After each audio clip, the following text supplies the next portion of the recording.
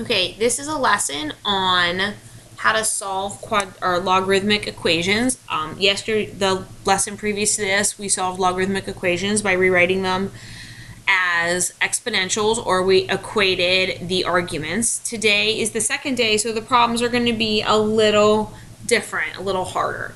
Why don't you pause the video and work on these 4 problems as a warm-up. Okay, just an announcement. You will need your calculator for the rest of the week, and the re-quiz on section 8.4 logarithms. We are probably going to do that the day before the logarithms test, but honestly, schedule to change. I'll let you know in class. So here we go. So I like this warm-up because it kind of gives you one of everything. If you need to pull out those notes from yesterday where you've got a flow chart on how to make a decision. I look at number 1 and I see I've got 2 exponential expressions, one on each side. So my method is going to be to create common bases. The common base I'm going to use is 2 because 2 squared is 4. It's a plus. Power to a power, we multiply. So our exponents are x plus 2 and 6x plus 10. And I move some stuff around. I get 5x. And this would be -8. So my answer is -8/5. So number 2, I look at it, I see an exponential, but I only see one exponential. So my method is going to be to isolate this one exponential. Let's move these guys down.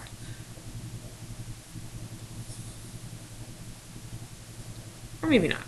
To isolate this one exponential and then rewrite it as a logarithm. So I'm going to subtract the 1. And I get 4 raised to x minus 5 equals 9. Now I'm going to rewrite it as a logarithm, so it's going to be log base 4 of 9 equals x minus 5. So log base 4 of 9 is exact, so if I wanted that calculator ready, it would be log base 10 of 9 over log base 10 of 4. And then I would just add 5 to that. Let's see what's under the box. Oops.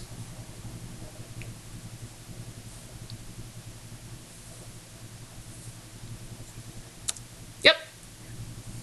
So if you were to type this in your calculator, what I have written in black here, you would end up with 6.585. Now I want to remind you, this first one, this is exact. The one I wrote down here in black and then highlighted, that is calculator ready. And then the decimal is an approximation. So we have exact, calculator ready, and an approximation. Number 3 is a pretty sweet little problem because I've got the natural log of an argument equals the natural log of a different argument, and that means that the 2 arguments have to be equal. So I'm just going to set them equal to each other. I end up with 2x equals 20, and not shockingly, x equals 10. Now number 4, I only have one logarithmic expression. So my method is going to be to isolate that and rewrite it as an exponential. I'm going to add 5 to both sides, and that's going to give me 2 log base 3 of x plus 4 equals 12. I'm going to divide by 2, and that's going to give me log base 3 of x plus 4 equals 6. Now I'm going to rewrite it. It's going to be 3 to the 6th equals x plus 4. I'm going to subtract 4 from both sides, and as my final answer, I'll get x equals 725. Now I see there's another one hiding down here, so go ahead and pause it, and why don't you work on number 5.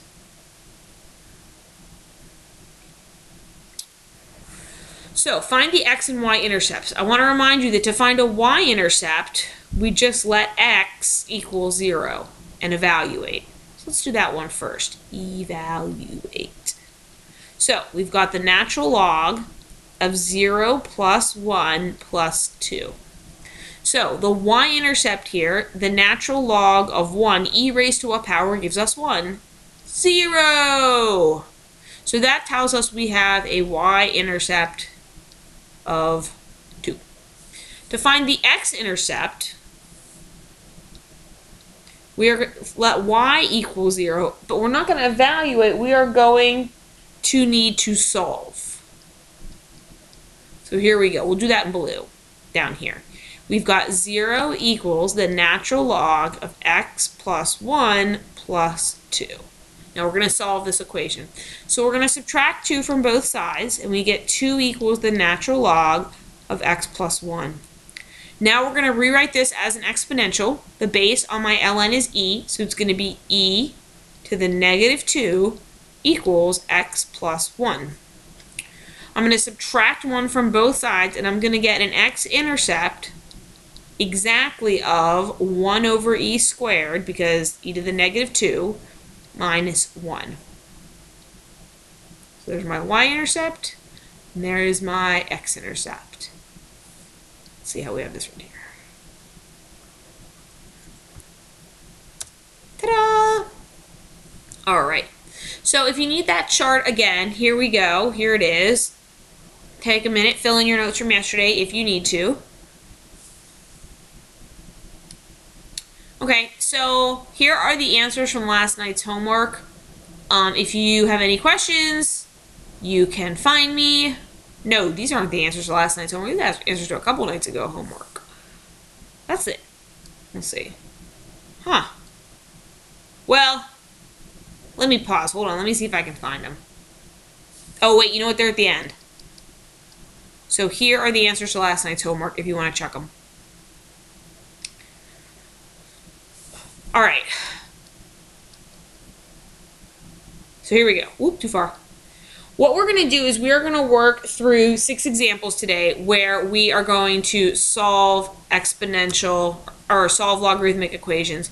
And the ones we are going to solve are going to require us to do a little more work, honestly. We also are going to need to check our solution because we want to remember we can only have a positive argument because we can't take the logarithm of a negative number. So here we go. We've got log base 2 of x squared minus 7x equals 3.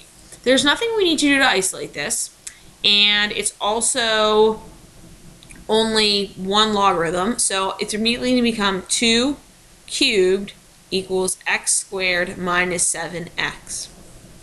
2 cubed is 8. And I'm left with a quadratic. So to solve that, I'm going to move the 8. And now it's time to factor. This is a pretty easy one. It's just going to be x minus 8. That's a bad looking x. X plus 1. And I get 2 solutions of 8 and negative 1. Now I'm just going to do a fast check. Yes, you must, for today, write this down. So here we go. I've got log base 2 of 8. Now, honestly, I'm really not looking to see if this equals 3. I'm really just checking to see, hey, is this a positive argument? But for fun, we'll see if it equals 8. So, or equals 3. So 8 squared minus 7 times 8. So 8 squared is 64 minus 56 is log base 2 of 8. Hey, guess what? That's 3. Check. Let's check negative 1. So we've got log base 2, now be careful, negative 1 squared minus, whoops, not yet, 7 times negative 1. Negative 1 squared is 1 plus 8. Oh, and I'm in the same situation I was here. I've got log base 2 of 8, which does equal 3. So the second one checks. Box of joy. No X's of shame. All right, so take a look at example 2. Example 2, we do not have a visible base. What does that mean? Correct, our base is 10. So we're going to have 10 squared equals 5x squared minus 5x. 10 squared is 100. I'm going to move the 100 over.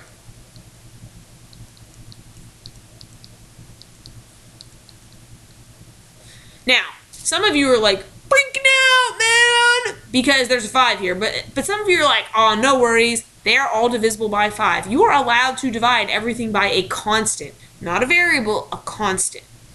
So we've got 0 equals x squared minus 1x minus 20, and that nicely factors to x plus 4, x minus 5, and I've got two solutions, x equals 4 and x equals 5. Let's check them. First we'll check the 4. All right, so here we go. Log base 10, I don't really need that, just cluttering it up. 5 times 4 squared is 16 minus 5 times 4. Let's see, 5 times 16 is 5 times 10 is 50. 5 times 6 is 30, so that's 80 minus 20. Wait a minute, hold on. Yeah, I lost my mind there for a second. 50 and 80.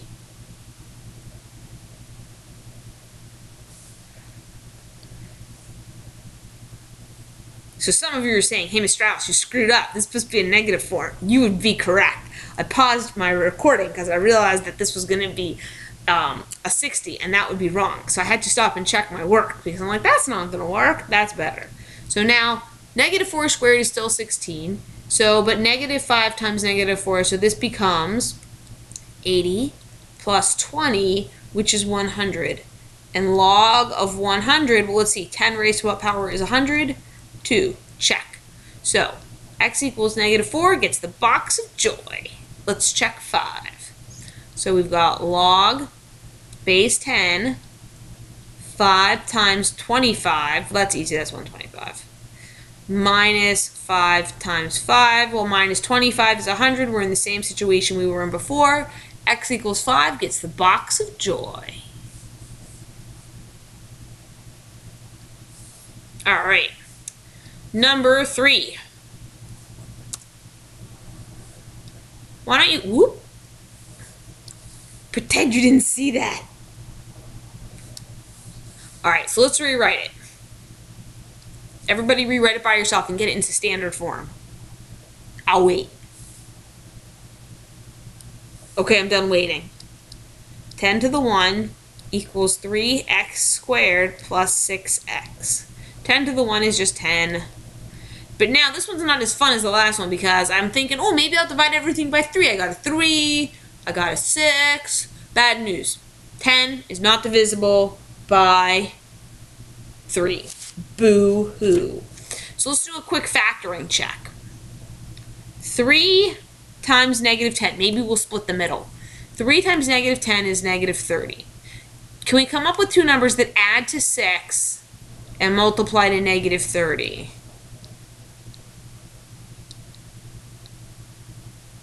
No, we cannot.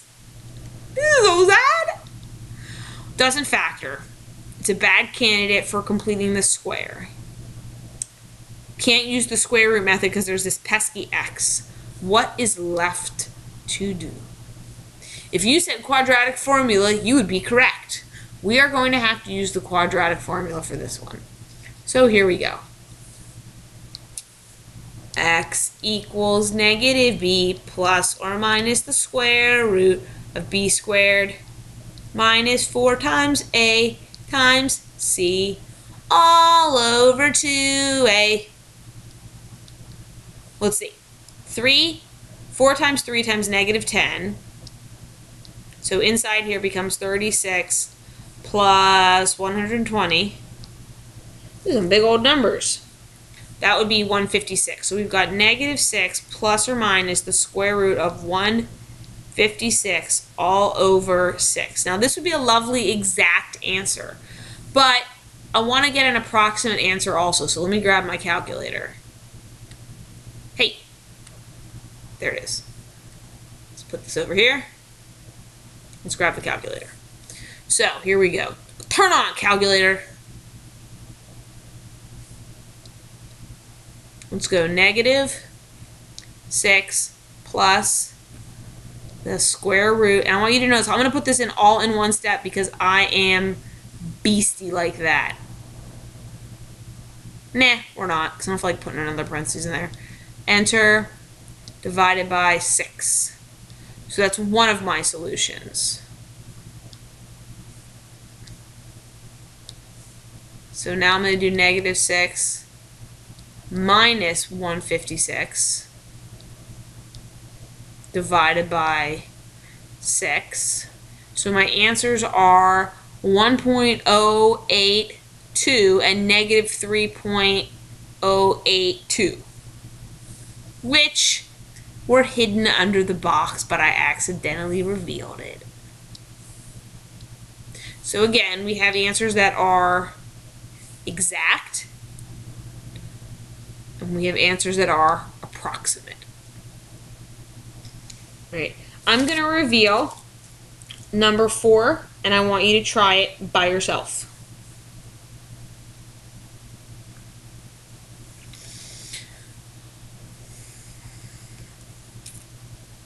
Okay, so for those of you who got this far and you're like, Ms. Strauss, this problem sucks, because there's an E here, and I don't know what to do with that. To you, I would say, ha, that E is but a number. Do not be afraid of the number E. This is another quadratic formula problem. You can grow now. I'll wait. Okay, now get over it and do the quadratic formula. Go! X equals negative b plus or minus the square root of b squared minus 4ac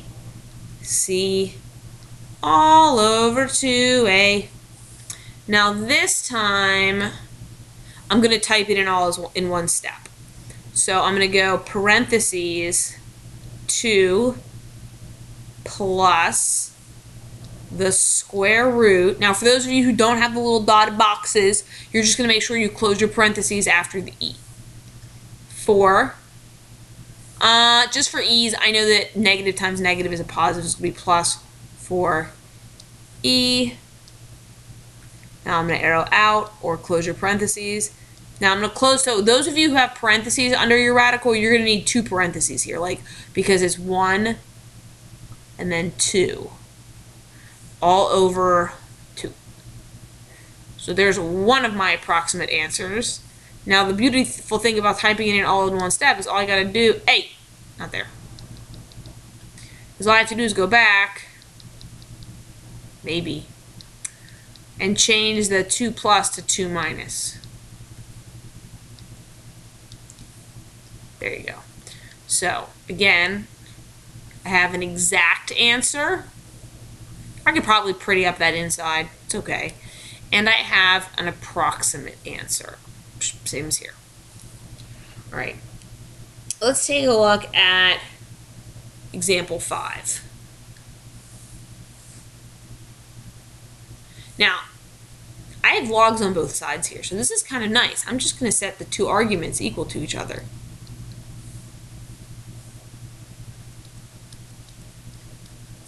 So I'm going to move some things around, and I'm going to have 10 equals 5x, and x equals 2.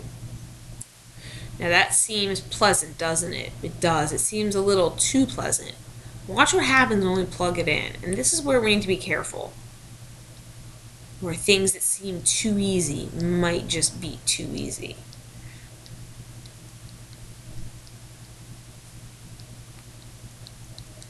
Now, both sides end up to be log base 8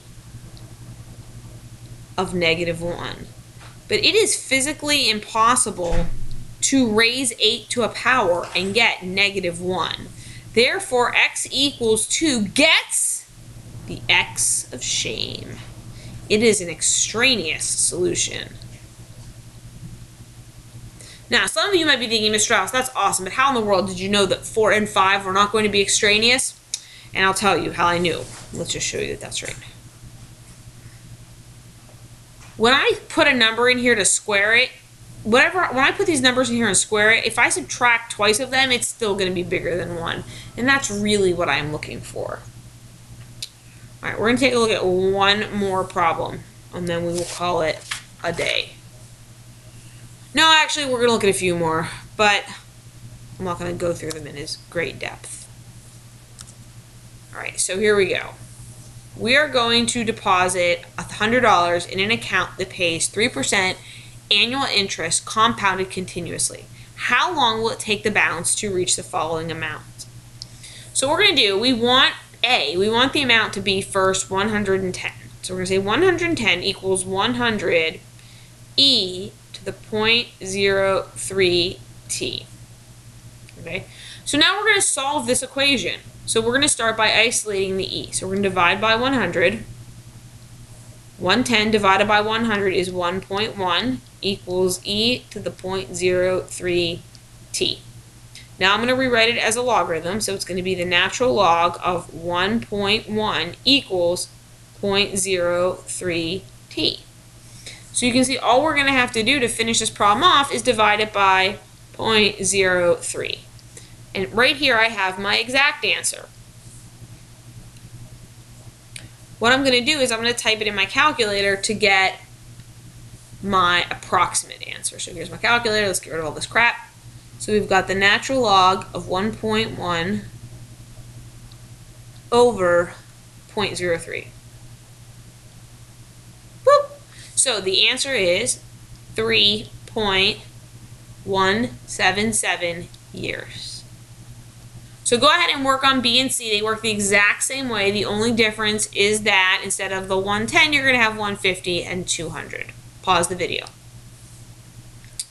Okay, for 150, you should find that it's 13.52 years.